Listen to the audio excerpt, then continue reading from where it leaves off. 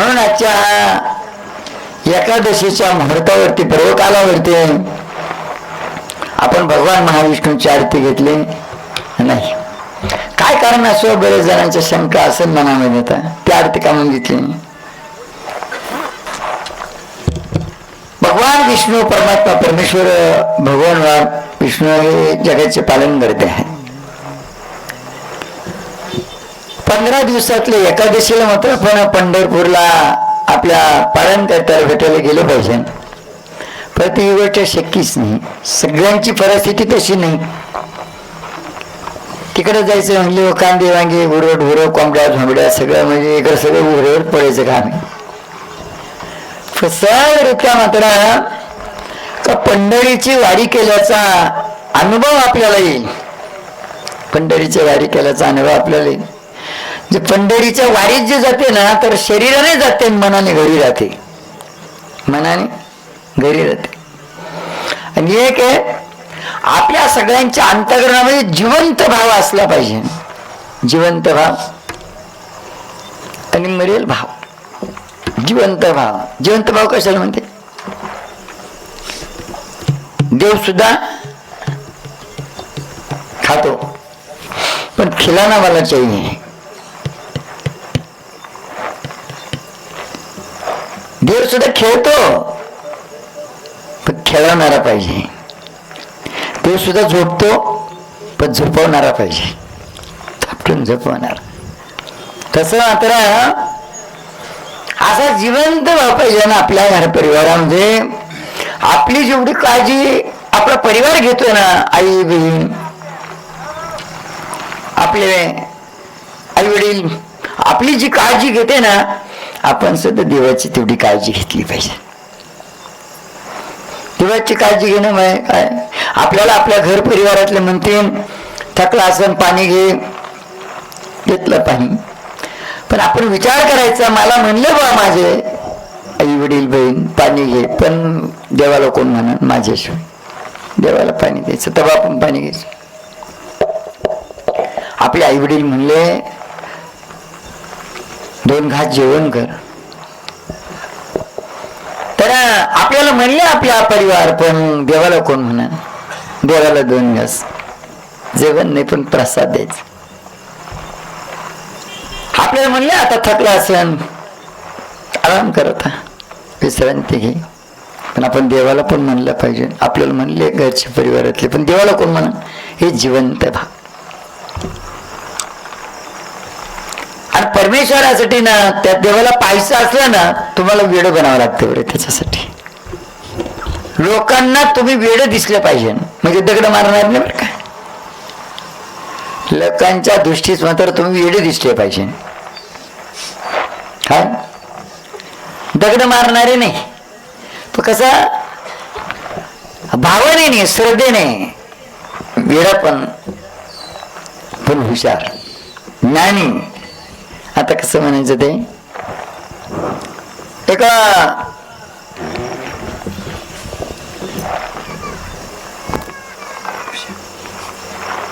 गजानन महाराजांची कुठल्या तरी नारायणगिरी महाराजांची एक अनुभूत कथा आहे. जेव्हा त्यांचा प्रसादाचा कार्यक्रम चालू होता, त्या टायमाला 2 तुपाचे डबे कमी पडले. आता त्यांनी काय सांगितलं, जा गंगा मैयाकडून घेऊन या 2 तुपाचे डबे. आता आपल्यासारखं काय म्हणून, तर महाराज याला त्याने गंगामयात पाणीच पाणी, ते तूप आहे कुठं गंगामयात. पण गुरुवाक्यम सदा सत्यम एकम परमपदम. विश्वास गेले गंगामयाकडून पाण्याचे 2 डबे भरून आणले, ती तुपाचे झाले सर्वजण. आणि मग ते प्रसाद करून घेतला, तेवढ्यात मात्र तुपाचे डबे दान म्हणून आले. मग ते काय म्हणले, गंगामाईचे 2 तुपाचे डबे देऊन या, वापस देऊन यायचे. आता आपल्यासारखं म्हणलं असतं, तुपाचे डबे आणायला सांगितलं असतं तर काय कुठं तूप दिसतं.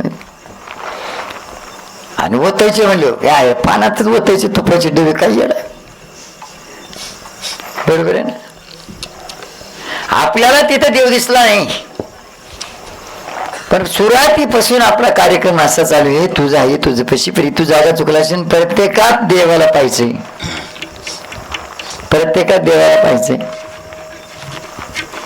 आणि प्रत्येकाच्या उपकाराची जाणीव ठेवायची.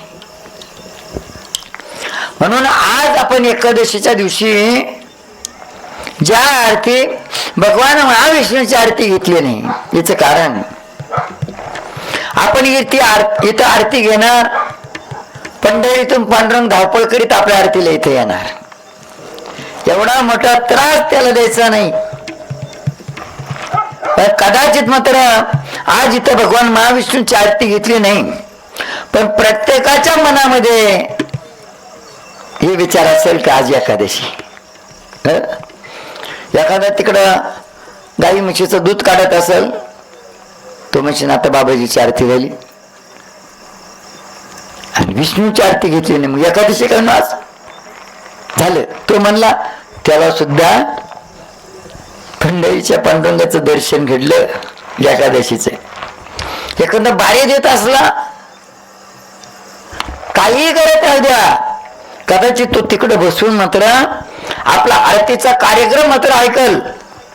तर जेव्हा मात्र भगवान महाविष्णूची आरती आज घेतली नाही ना, तर आज एकादशी असं म्हणलं की एकादशी घडली ना, एकादशी घडली. तुम्हाला सकाळीच सांगितलं, सकाळीच काय काल काय सांगितलं ना, उपास कसा करावा. काही उपास करून सुद्धा पर्व फराळ खाऊन उपाशी, काहीचे उपास आहे फक्त भाकरी खायच्या नाही, फक्त फराळच खायचं. पण कायमचे उपास आहे का तुम्ही उपासाच्या दिवशी कोण्याही प्रकारचं म्हणजे आपल्याकडून दुसऱ्याला त्रास नको, आपल्याकडून दुसऱ्याचं मन दुखावलं गेलं नाही पाहिजे. उपासाचा दिवस हा मात्र आपण मनाने घडला पाहिजे, मनाने उपास घडला पाहिजे, शरीराने नाही. शरीराने म्हणजे काय, भाकरी खायचं नाही, फराळ खायचं. आणि मनाने म्हणजे काय, तुमच्या डोळ्याने, कानाने, तोंडाने, हाताने, पायाने उपास घडला पाहिजे.